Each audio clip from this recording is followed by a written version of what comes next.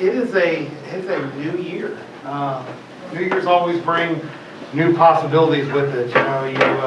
You're on social media, you're looking on your Facebook or your Twitter feeds or your Instagram. There's always people that are talking about what went on in the years past and what's coming on in the year to come. And then some of them are like, I'm so excited about all these new opportunities. And other people are like, man, last year was the hardest year of my life, and I hope things get better in the year to come. And we spend time making New Year's resolutions, and it's a good thing for us to have a time in our life where we look back at what we're doing and who we are. We kind of just break down the things that we like, the things that we're struggling with, and have a time to say, it's changing today. Today we're going to do something about it. And yeah, like most resolutions, maybe we never completely 100% fulfill all of them, make all the things work exactly right, but to have that time, to have that moment when you can begin to evaluate and reevaluate things going on in your life. And so we're going to be doing that for the church over the next month in January. We're going to be talking about, as a church, what is our vision for the church? Vision could be another fancy word for talking about what is our resolution for the new year. What do we as a church see God calling us to be? And hopefully in the process, what do you see individually God calling you to be in your personal life, in your family life, in your work life, and as part of this church? What do you feel God's calling you to be? What is the vision that God has placed on you? And then as a part of that, what is our mission? Okay, not just who are we, God, but God, what are we being called to fulfill? What part of the kingdom work are we being called to enact, to engage in the world that God has set us down in the middle of? And so we've been talking, we spent last year, the 6 months that we've been here, we spent last year doing some time to help us prepare personally and spiritually. We were asking God to help us to evaluate our lives and ask ourselves, God, where am I strong, growing close to you, Lord, really seeing you work in my life? And where are those places, God, where really I haven't been able to grow and mature, and asking God to use those places that we have matured in, that we've grown in, and asking God to provide for us mentors and leaders and wisdom that will help us to grow in those areas we're struggling. And we spent a lot of time trying to ask ourselves, am I prepared for the work that God has in store for us? And this year what we're asking is, we're saying, God, send us out. God, what do you have for us to do? God, where are you? But in order to do that, whenever you start any race, before you start any activity, a lot of times we have things that are kind of holding us back, keeping us from accomplishing the things that we need to accomplish. And in a new year, there's a ton of those as well. When we look back in the past year, when we look back where we came from, how many times do we look back and say, I'd have done so much more if it wasn't for this or this or this, and it may be struggling physically or struggling financially. It may be something that we've been dealing with, an addiction that's been going on in our lives. It may be a family struggle or a family issue. But how many times do we look around us and say, there are things that I can't control, there are things that are going on in my life, and they're conspiring against me from keeping me accomplishing the things that God wants me to accomplish. And so this new year, we're starting off with that idea that before we can go anywhere else, we need to face and acknowledge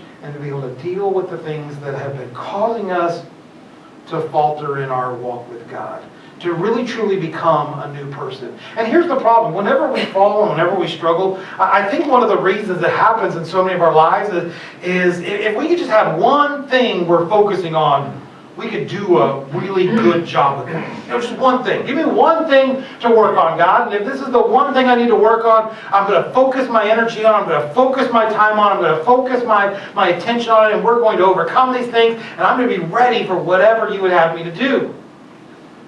The problem is, things don't always come at us one at a time. All right, so I'm working in the FedEx early in the morning, helping get packages moving in and out. And we have something called a package avalanche, all right? And if I haven't painted a vivid enough picture, I want you to imagine an avalanche out of packages, all right? So if you ever get a package that's got a dent or a bump at some point in time, I'm sure it's a part of one of these things.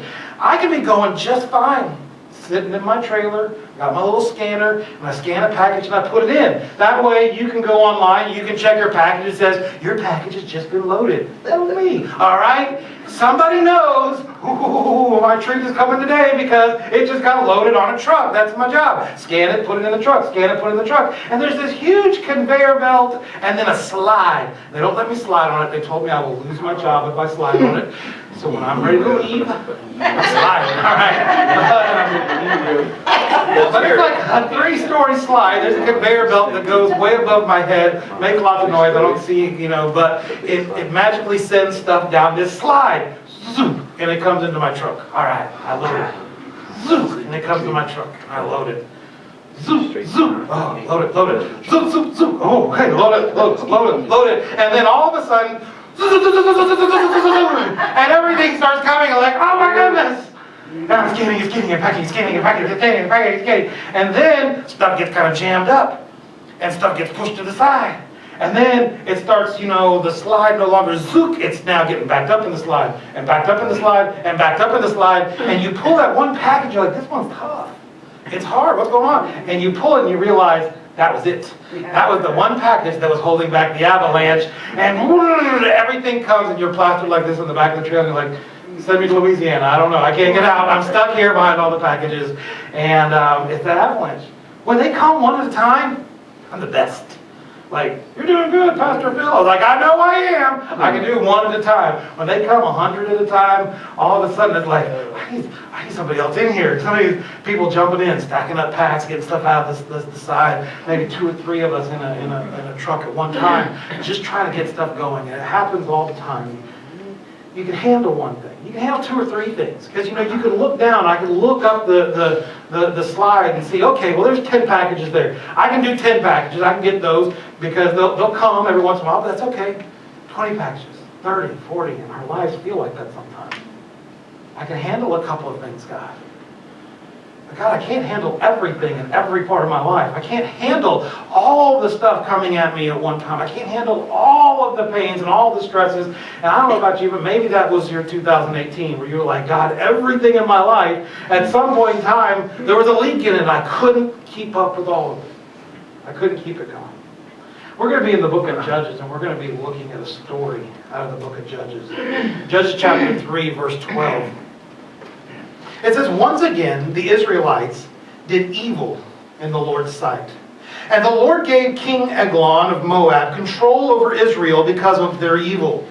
And Eglon enlisted the Ammonites and the Amalekites as allies, and then he went out and defeated Israel, taking possession of Jericho, the city of palms, and the Israelites served Eglon of Moab for 18 years. I mean, it's not just bad enough that Eglon is like, I want that place. I want that land. It's good land. There's a lot of good things going there. A lot of people that could work for me and make me some money. But he's like, you know what? I really, really want that land. And so I've got some buddies. I got some people I'm going to call up, and we're going to work together. So I'm going to call up the Ammonites, I'm going to call up the Amalekites, and King Eglon of Moab, and the Moabites, and the Ammonites, and the Amalekites. They all begin getting together and say, let's work together to go and get this land from the nation of Israel. Let's work together to take over this place. And together, the 3 of them ganged up on Israel in order to help overthrow them, to take them over, to enslave them, to control them. And it says the Israelites had to serve Eglon for 18 years. Isn't that a life sometimes? I mean, if it was just one guy, God, just give me one bad guy. One thing I could focus on. One person that I could, one problem in my life. God, let it be my health this year, all right, but let everything else be fine. God, let it be, I've got issues at work, okay, so I'm going to work really hard, maybe try to get that raise, or I'm going to try to get that promotion. But God, let it just be work this year, but let my kids be okay. God, let me be able to devote and dedicate time to my kids. But God, I pray that my parents' health is strong and steady and sturdy. But it's not like that. It's one thing after another, and they all gang up on us. All the time, they gang up on us. And it can wear us down. It can beat us down. And honestly, there's times when we look up to God and say, God, I can't handle it anymore. God, it's too much. God, they're beating me up. God, they're ganging up on me. And how many times have the people of God often looked up at God and say, God, the world is ganging up on me. They're all here all at one time, and I can't handle anymore. And I want you to know you are not alone. I think that's the worst thing. I think a lot of times we feel like I'm the only one that can't keep it together. Because I look at Facebook and everybody else's kids on Facebook are doing perfect things and they look nice and like I've got some of my pastor friends that are like, I lost so much weight last year and going into the new year, I'm going to lose more. I'm like, Craig, you got it all together. And they're showing pictures of, we went on our vacation and they're showing, and everybody's life is perfect. And then I look at mine, I was like, man, I got issues. Yeah, we need to find the good pictures, all right? Find something. Only post those. And I know that we're the only ones that only post the good pictures and don't post the crazy pictures because everybody else's life is put together, right? Yeah. I've seen it. They're all great. The pictures you keep in your wallet, the pictures that are on your phone, they're all the best. Of the best events of the best things. Nobody ever comes out and says, man, you gotta see these pictures of my colonoscopy, all right? No, we're not doing that. We're not whipping out those pictures that are like, man, this was the worst, all right? You see that? That's right, that's acne right there. It's all over my face. I took a picture of it so I could show people, right? We don't do that. We don't take all the warts and the bad things and the difficulties and parade them out in the air. And so we think a lot of times that we're the only one that's going through those things. And I want you to know that when you come into this building, we know that none of us are perfect. And we know that all of us are struggling with something. And I want you to know that God cares and loves you. He cares about what you're going through. And He understands that, yeah, you are going through hard times. But I know a lot of times it feels like the nation of Israel where everybody's ganging up on you. And every other nation has it going on. Every other family has it going on. And it's just your family. It's just you. And the reality is that so often we all struggle. And we've just come out of Christmas time. You know what? It's supposed to be the greatest time of the year. And it is. There's a lot of great things that come with it. But we've talked before. It's also a very stressful time of the year. And December is when we get to have all the parties and all the fun and all the other. January is when we have to clean it all up. And that's not the fun part. All right? Unless you get Joe to come and help clean up the church, and then Joe's got it all taken care of, all right? So I'm renting him out, so if you need somebody to help you clean your house or anything, Joe did a great job. And some other people. I know we had other people. Cheryl was up here too. I saw what he did in the church's basement, and it was great. So Claire, he can do it, all right? I want you to know he can do it. No, we had other people helping too. Claire was up here helping with us, and not Claire, Cheryl was up here. Names are going out of my brain, and Nancy was up here with us too. But we had a lot of people up here working. But man, that's January. It's taking it down. I heard multiple people walk in today and looking like, man, the lobby looks kind of sad. Because there were no longer any Christmas trees, no blinking lights, no Legos, no nothing. And it's just like, huh. And that's how we feel sometimes personally, spiritually. I've been beaten down, I've tried so hard, and January comes and I'm like, I realize all that decorations just covered up the fact that, this is who I am, this is what it is. And it's a struggle. And so we start trying to make bargains with our struggles. Now, I don't know if you've ever done that before. You start trying to maybe wheel and deal with your struggles. Like, look, okay, struggles, if you could wait just this long, if we're having financial problems, maybe we make that bargain with the credit card where we're like, you know what, I'm just going to keep using the credit card and pretend like I don't have financial problems. Or if it's a health problem, maybe I'm just going to take this medicine. We live in a state that deals with a lot of people that are self-medicating, that are out there taking medicines to make themselves feel better. I'm gonna forget my problems, I'm gonna forget my pains. I'm gonna make a bargain, I'm gonna make a deal with my problems by covering them up, by trying to pay them off. And I know I need to lose weight or something, but you know what? I'm gonna make a deal with it by just feeding it a lot more, and then I'll feel better about it. And we try to make bargains with our pains, we try to make bargains with our problems. I feel almost like it's a protection racket sometimes. Like we're in the mob and they come up to us and say, hey, I'll take care of you, all right? All you have to do is give me a little kickback, all right? And our problems do that to us. And we're like, maybe that's a good deal. If I give a little kickback to it, send a little cashola to the mob, then they'll make sure that my business is okay, all right? They're not going to mess me up. They're going to leave me alone, all right? Just got to send them a little money. And we do that. We do that with our personal life. We do that with our spiritual life, where we try to make deals with our struggles. We try to make deals with our problems. And we tell God, God, I'm okay with this problem. I made a deal with it. We're okay. Just like I was okay with sugar. I was okay, God, I made a deal with it. This deal was it was going to make me happy. And I was not going to let it take me down, all right? And so I had to deal with it. God, I can do other things. Maybe I'll work harder here, do this here, but God, you've got to let me keep this one obstacle. You got to let me keep this one pain, this one problem. God, I'm just gonna cover it up. I'm gonna ignore it. I'm gonna do something. You know, my kids, they'll be fine. I don't know. I'm gonna send them off to Grandma's house, and Grandma will make them better. All right, every grandma, make your kids better. All right, I'm gonna send them over there. I'm gonna do something, God, that I can't deal with my own problems or my own struggles. I'm just going to buy it off. And you know what? That's what the nation of Israel was doing. Did I turn the page? I did not. Oh, I skipped the page on my iPad. I have jumped a verse. All right. This is why technology fails me. All right. All right. I'm going to jump to verse 15 to 17 real quick. We'll come back to that one in a minute. So Israel has this idea. They brought the tribute money to Eglon, who was very fat. I don't know why that's important, but he was very fat. It offends me a little bit that the Bible's pointing out fat-shaming Eglon. But after delivering the payment, Ehud, we're going to find out who he is because we skipped this verse, Ehud started home with those who had helped carry the tribute. And so Israel had this plan. We're going to placate the enemy. We're going to buy him off. We'll give him money and maybe he'll leave us alone for just a little bit. We're going to give him money and maybe he'll make things go away. Maybe he will take care of things for us.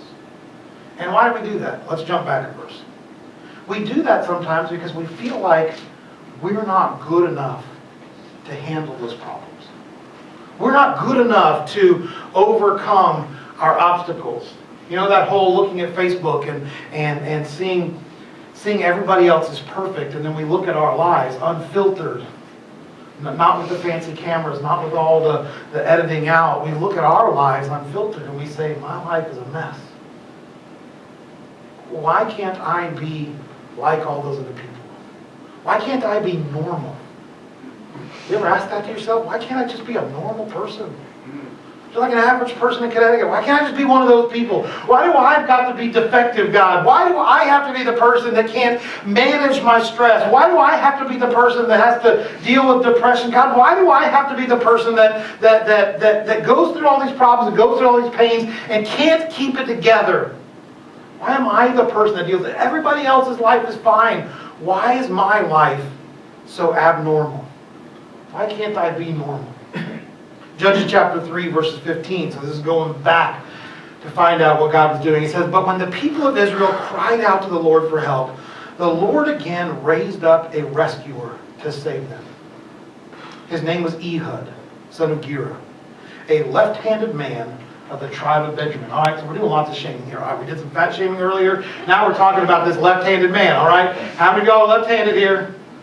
All right. See, they even raised their left hand when they did it. I raised my right hand on purpose just to let you know, this was not a compliment of Ehud, all right? Back in the day, if you were left-handed, there was something wrong with you, right? Your right hand was for doing justice and the good things of God. The left hand was for smiting and for evil things, all right? So if you were left-handed, back in this culture, they believed there was something wrong with you. I'm sorry, there's not. You all are perfectly normal, I'm sure. But they thought there was something wrong with you if you were left-handed. For generations and generations in ancient cultures, left-handed people were considered somehow messed up. Things weren't quite right. The right hand was good, the left hand was bad. And so when Ehud's being pointed out that he is a left-handed person, don't leave, I wasn't trying to offend you. It's okay, you can be left-handed. All right, David, you can leave too. You can leave too. All my left-handed people leaving us. But people would have looked at Ehud, and his entire life he would have been harassed for being left-handed, for doing everything with the wrong hand, the wrong way. And people would have equated it to his life, to his spirituality, to his family, to all these other things. And if you've ever felt like, I'm not normal, Ehud would have been one of those people that felt like, I'm not normal. People point out to me all the time, I'm not normal because I'm left-handed would be something that Ehud would see, and he's from the tribe of Benjamin. And the Israelites sent Ehud to deliver the tribute money to King Eglon of Moab. So Ehud made a double-edged dagger that was about a foot long, and he strapped it to his right thigh, keeping it hidden under his clothing. So I want you to think back. Once again, we're talking about problems that we have. And so we have these problems. Multiple nations have gathered together. You have probably had problems where multiple things have gathered against you. And then like Ehud, maybe you felt like you're not normal.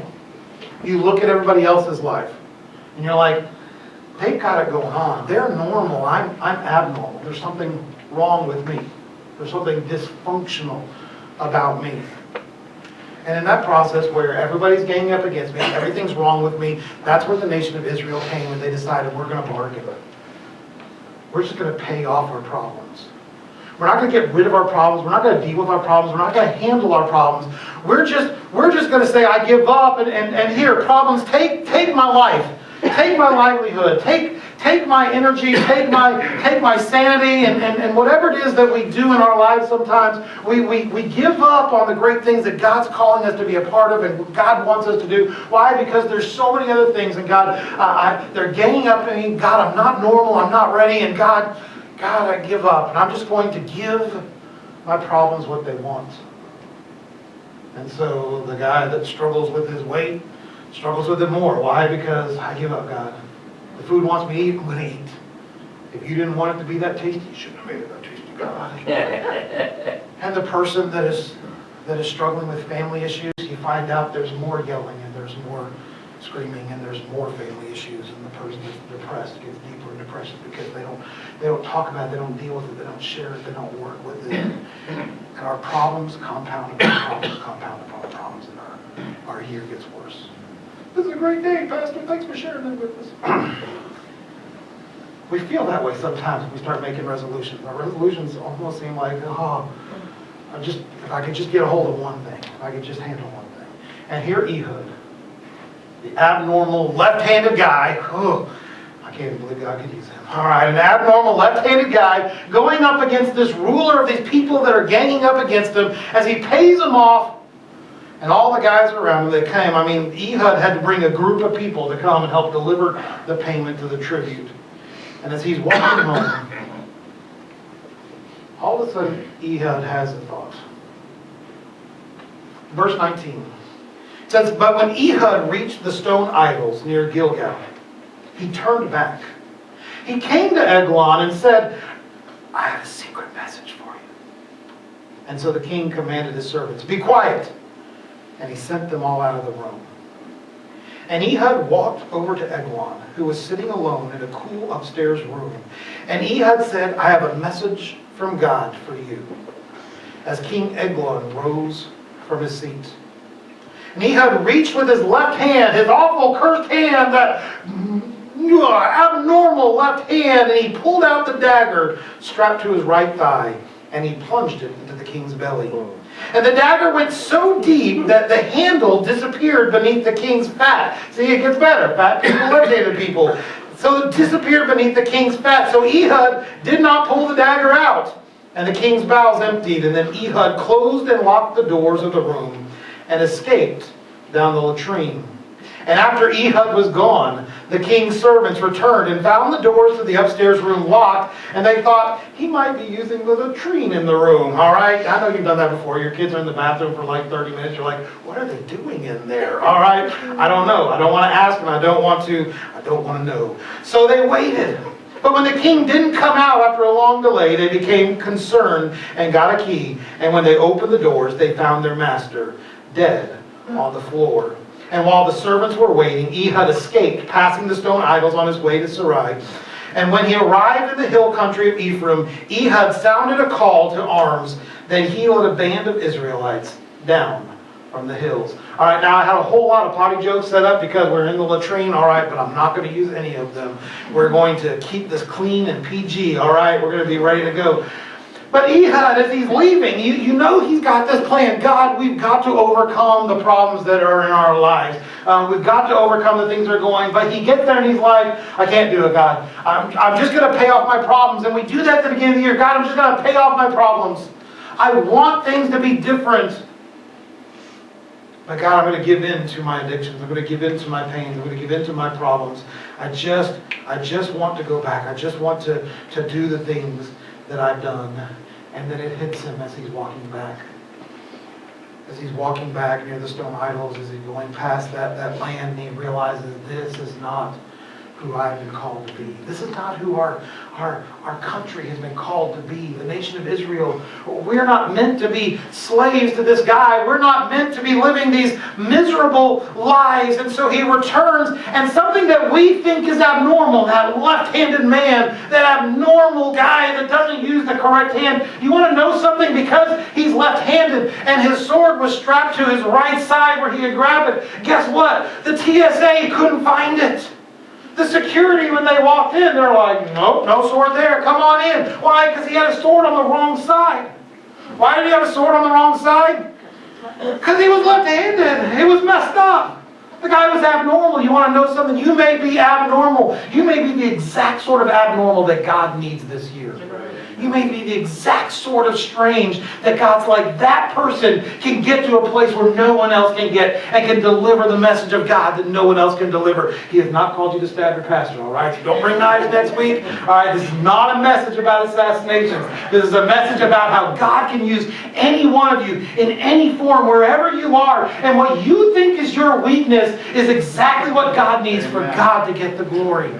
That's the problem we have so many times. We keep looking at weaknesses in our lives and see it as punishments from God. And it's not a punishment from God. God clearly tells us that it's in our weakness that He is made strong. It's when we are struggling, when we're having a hard time, when the world looks at us and says, how are you ever going to get out of that? That we say, I can't get out of that, but I have a God that delivers people all the time. And Ehud, as abnormal as he was, as strange as he was able to approach the throne of the king with the message of judgment that God had for him without anyone being any the wiser. Why? Because his sword was not where it was supposed to be. And he brings in his little 1-foot sword. And he stabs that big old fat man, and I just see that big old fat man as he stabs. It goes in, and goes in, and goes in some more. Because you got to stab a long way through a lot of fat in order to get people. That's why I'm fat, all right? It protects me from a lot of things. Somebody come at me with a little knife, I'm good, all right? He needs a 1-foot knife in order to get at me, all right? We crash in the middle of, Vermont somewhere, I'm living the longest, okay? Because I've got plenty of fat storage to help me survive the winter, all right? It's why I've done this. It's protection, all right? It is not. God told me I have to lose it. But Ehud comes in there, and he takes that knife, and he jams it in farther, and finally he's like, here's the message that God has for you. He says, I have a message from God. And he didn't say anything to him. What was his message from God? His message from God was the judgment has come. You have oppressed the people of God too long. You have had things that have been oppressing you too long. And God is not saying, let's buy those people off. Let's pay a little bit of tribute so maybe they'll leave you alone. God says it's time to slay the things that are causing us to stumble. And the message of God was placed into that belly. And Ehud's like, I don't want that dagger back. And he lets go and he leaves it. He's like, that's where that thing's going to stay. I have delivered the message of God where it needs to go, and the message of God is going to stay there. I have delivered the message that God has for me. And he locks the doors from the inside, and he climbs down the latrine, which is just their chute that goes out the outside of the walls, and he's gone. And the message of God came that day. The book is called the Book of Judges. Why? Because these people were called to judge on behalf of God. God would say, you are a judge for my people. You're going to judge what's right and wrong with them. You're going to tell them to repent and come back to me. And you're going to judge the nations that have come against the people of God. You're going to judge the people that have come against my people and oppressed them and kept them down. For 18 years they had been oppressed. But Ehud was sent as a judge to come and to bring the message of God, the righteousness of God, the justice of God to that King. And in your life, when you look at 2019 and you say so many things ganged up on me in 2018 and so many things were bad in 2018 and I am not normal, I know that because of 2018, I want you to know right now the message of God is that He wants you to slay those obstacles that are in your way. God wants to empower you to tear them down. He doesn't want you to make bargains with them. He doesn't want you to make some sort of deal with them as a church. He doesn't want us to say, well, God, how can we just make it by? God says, I want you to be victorious. I want you to not just go and make a deal with them. I want you to do what satisfies the belly. I want you to do what makes things best. I want you to go and deliver the justice that I have called. And then the question comes, who can stand before the judge? If the righteousness of God is coming, who can stand before the judge? In verse 28, Ehud says, follow me, for the Lord has given you victory over Moab, your enemy. And so they followed him, and the Israelites took control of the shallow crossing from the Jordan River across from Moab, preventing anyone from crossing, and they attacked the Moabites and killed about 10,000 of their strongest and most able-bodied warriors. Not one of them escaped, and so Moab was conquered by Israel that day, and there was peace in the land for 80 years. That's my prayer for you this year, that there will be peace in your land for 80 years in the year 2018. I know, you're going to have 2019. You're going to have to cram a lot of that in to get 80 years of peace in 2019. But that's what God was calling Ehud to do. He looks at his people. He says, repent, turn back to me. And as they repent and turn back to him, he sends a judge to say, deliver my message. And he delivers the message to the ruler of that people. And when the ruler of that people, when the ruler of the things that are keeping you down, when Satan is defeated in your life, when those obstacles are killed and destroyed, the enemy that's coming against you can no longer stand against the power of God. Can no longer stand against the onslaught of a man of God doing the work of God. And in our lives, as we go full bore, not looking to cover up our problems, but looking to destroy our problems, knowing our problems, identifying our problems, and attacking the problems in the name of God, with the power of God, under our prayer, under the direction of God, we're going to find ourselves facing an enemy that no longer has a head, an enemy that no longer has a leader, and an enemy, though they're 10,000 people strong, that can no longer stand up against us. I want 2019 to be that year of victory. That year when we look at our problems and don't ignore them anymore. It means if we're struggling with things, and I've been joking about my weight, but you guys know my story. My story is I am unhealthy because I'm too big. And it was a problem that I ignored for a long time. I can ignore it no more. I have to fight that problem. There may be problems that you have in your life, you can ignore it no more. And that means sometimes making hard realizations. And they're not easy victories. It's sometimes admitting to family and friends and church members and loved ones and saying, look, this is something I'm struggling with. Hold me accountable to it.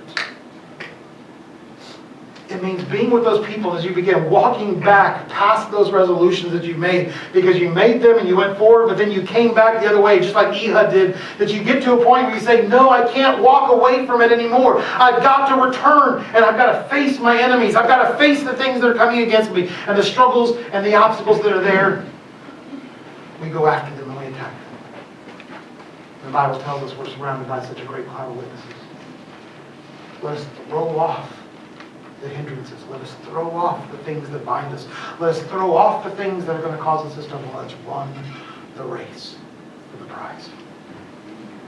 You are surrounded by a great cloud of witnesses. There are people here. There are people that are in your family. There are people that love God, that love you, that are a great cloud of witnesses, that are watching you run that race. And they are cheering for you as you throw off those stumbling blocks, as you destroy those obstacles that have been slowing you down. And I want you to know we are here for you. If there's something you're needing, if you're like, I wish, Pastor, you could help me know how God has helped people in the past do this or do that, let me know. Let us spend some time talking about it as a church.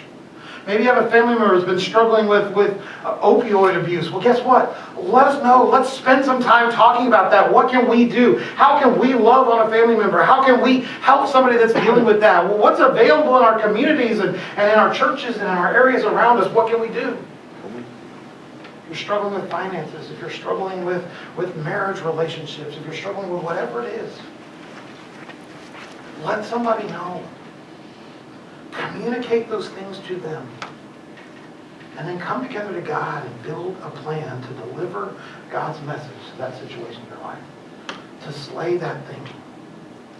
And to get to a point where we indeed can say, today, this year, is my year of peace. Not a year that we get to sit down and do nothing.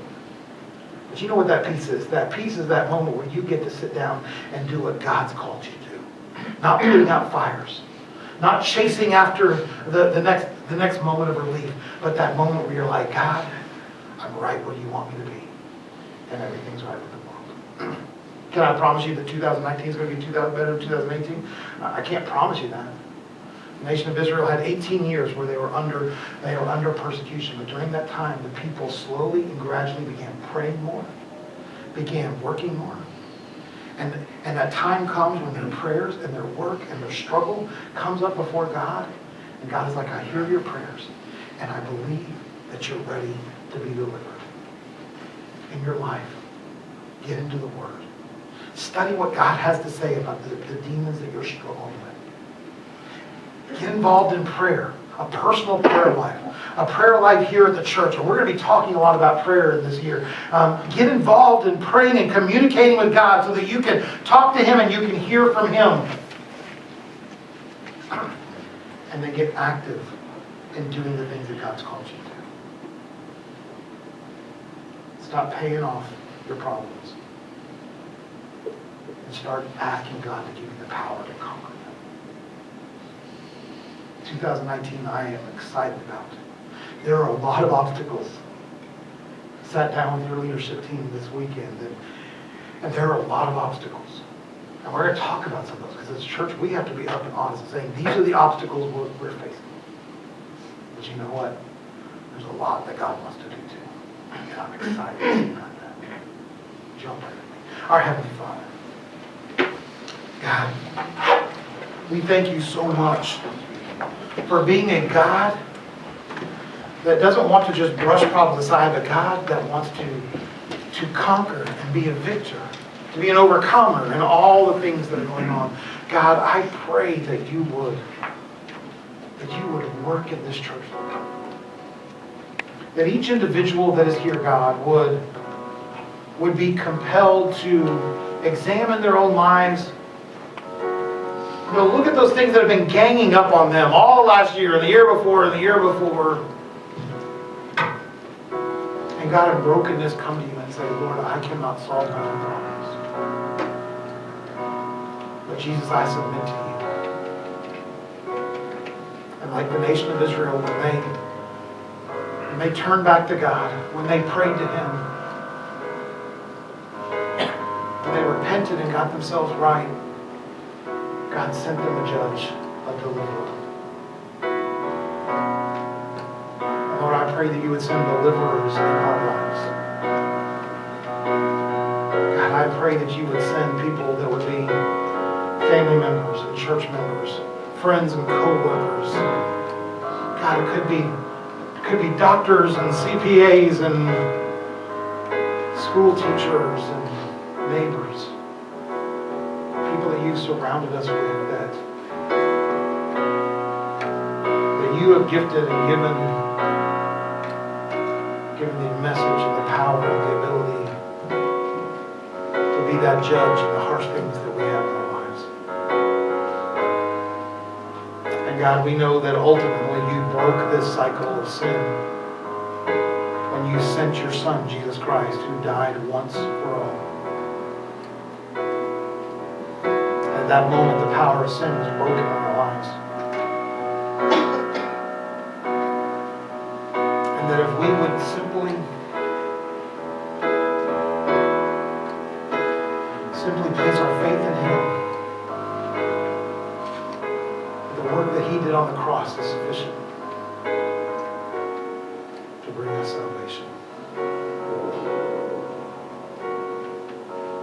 Lord, if there's anyone here today that is dealing with a struggle, that they're like, I just need somebody to pray with me, Lord, I pray that they would go back to the back of the church and find one of our prayer team members and just say, please pray for me. It's a burden that's on me right now, and I need your prayers. God, I pray that you would call Call to our hearts, Lord, to find those people to stand beside us in the power of prayer. God, if there's anyone here today that's like, I'm missing out on all of that stuff because, God, I don't even know who you are. I want you to know that you can come and talk to me. Share with me your concerns, your fears. Share with me your doubts. And let me talk with you about what God has provided you through his Son, Jesus Christ. And Jesus has come. He lived a perfect life. He died in order to wipe out the power that sin may have over you. And you've been offered eternal life through Jesus Christ. God, I pray that you would be with us today, Lord. I pray that you would speak to our hearts